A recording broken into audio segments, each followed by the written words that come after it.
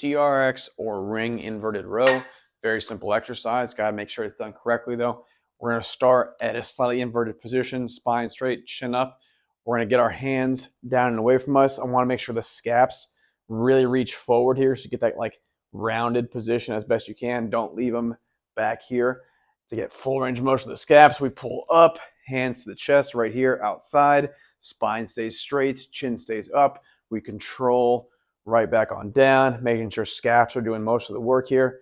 Shoulders going back and squeezing together, so I'm trying to swallow my spine with my shoulder blades, reaching back forward. If I want to make it easier, I go up feet farther away and I pull here, always keeping tension on the band, so not standing up straight and letting tension off.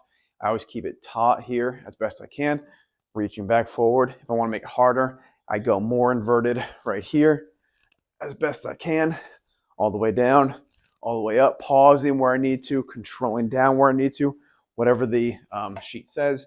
We can also do a variation where you bend the knees. That can sometimes make it a little bit easier in these super deep positions.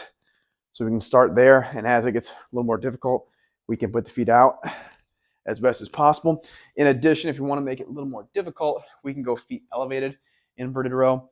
So if I had a box here, for example, if I have a chair or a bench or anything along those lines, we can set that up here by putting box there as best as possible. Again, that gets us in a slightly different position.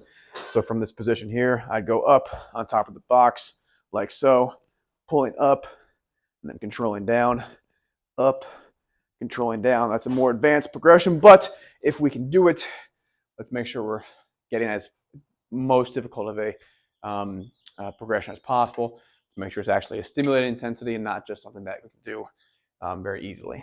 So those are the variations. Pick which one works for you in your position and make sure you make it a little more difficult as we go along.